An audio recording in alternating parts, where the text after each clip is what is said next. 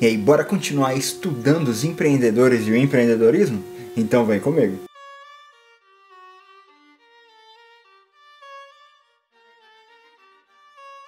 E aí, eu sou o Otis Carlos e aqui nesse canal a gente fala sobre a administração, como que ela consegue nos ajudar a alcançar nossos objetivos, seja no financeiro, na saúde ou no conhecimento, enfim.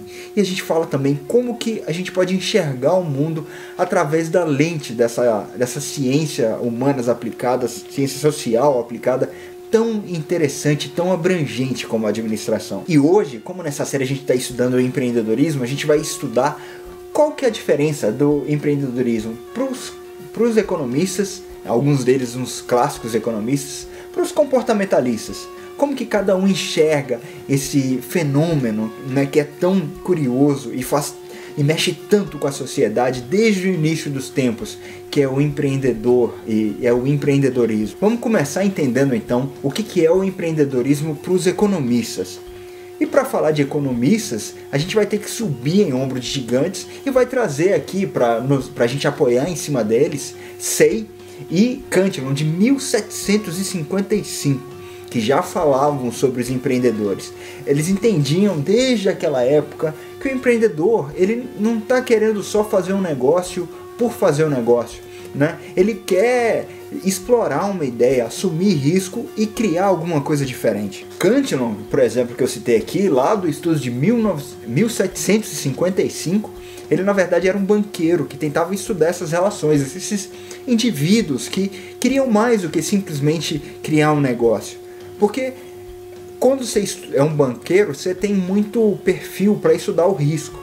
Quando você estuda risco, você quer entender quem que tem mais disposição para correr o risco. E surgem aí os empreendedores, essas pessoas que buscam para si essa responsabilidade de desenvolver alguma coisa através de assumir um risco.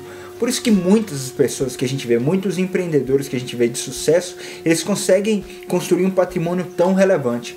Porque quando dá certo o risco, a tendência é o risco remunerar muito. Quanto maior o risco que você corre, maior a tendência que tem de você ser bem remunerado por ele. Mas assim, tem muita chance também da coisa dar errado, né?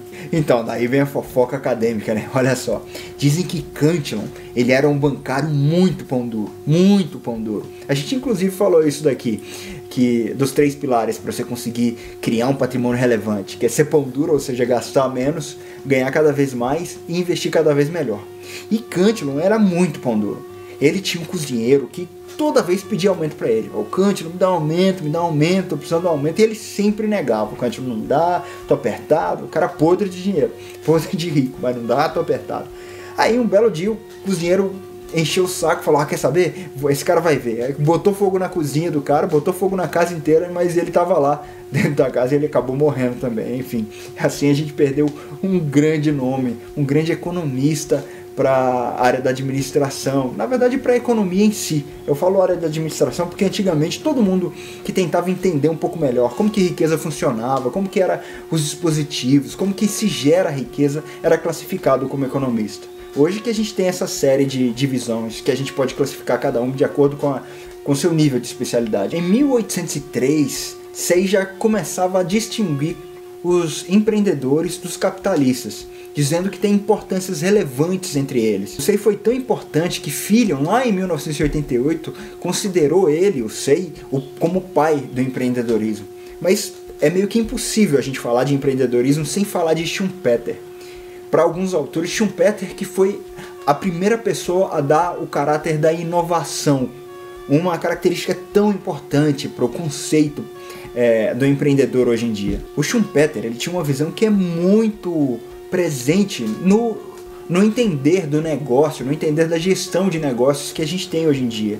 Ele falava que a essência do empreendedorismo é a arte de você conseguir analisar o mercado, identificar oportunidades e conseguir bolar um jeito para você usar o que você tem para atingir essas oportunidades. Você assume o risco de usar os recursos que você tem para conseguir te fazer alcançar essas oportunidades, entendeu? Daí vem essa questão do risco, né? E a questão também da inovação. Olha a bricolagem, eu ver o que está nas minhas mãos, eu tentar fazer uso daquilo que está nas minhas mãos para conseguir alcançar uma oportunidade.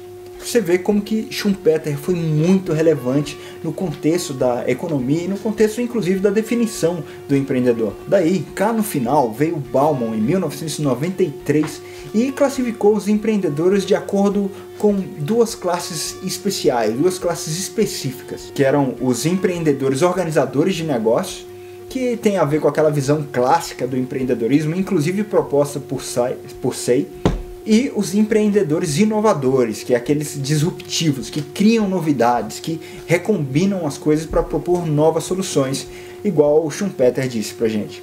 Mas assim, economista tem aquela dificuldade de se conceituar uma coisa que é difícil de ser conceituada, né?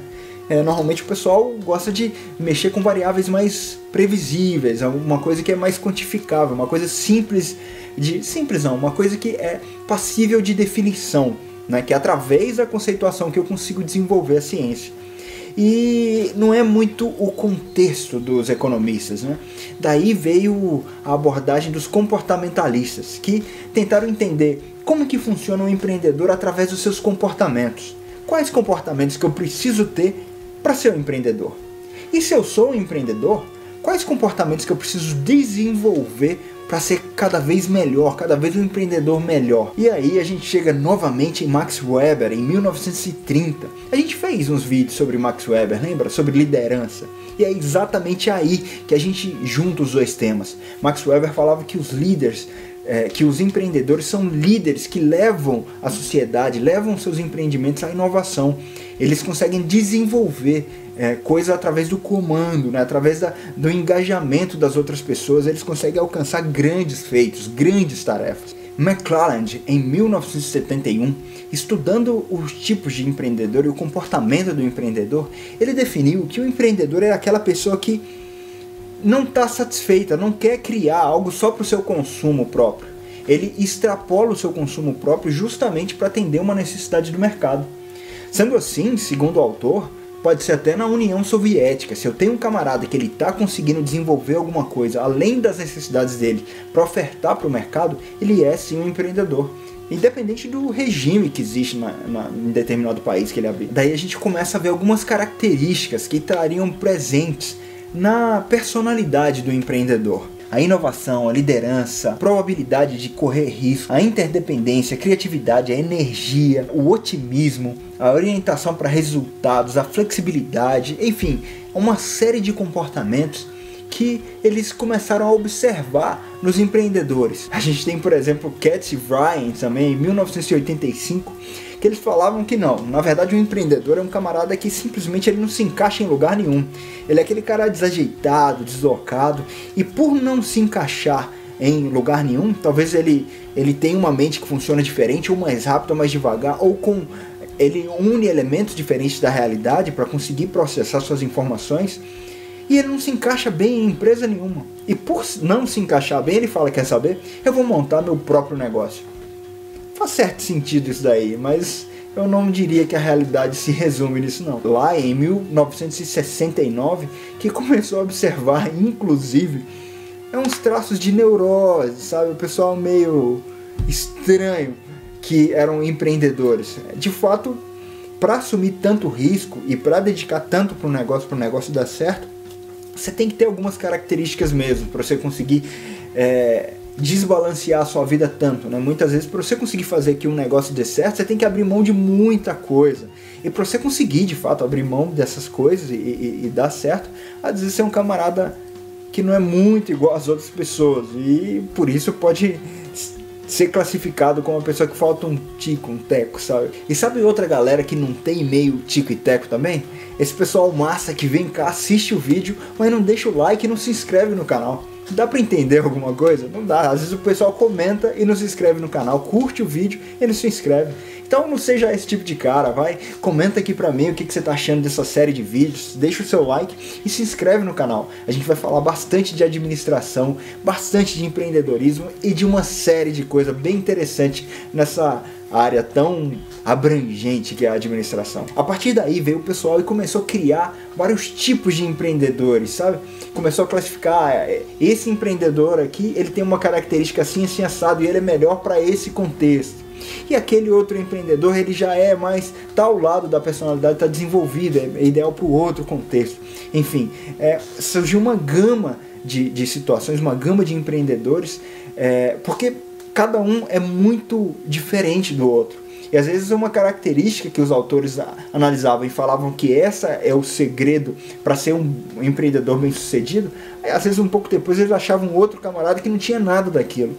Foi aí que surgiu a necessidade de criar esses níveis de empreendedores. Quer falar um pouco sobre eles? Então não perca o próximo vídeo que a gente vai falar justamente sobre isso. É isso aí e até mais.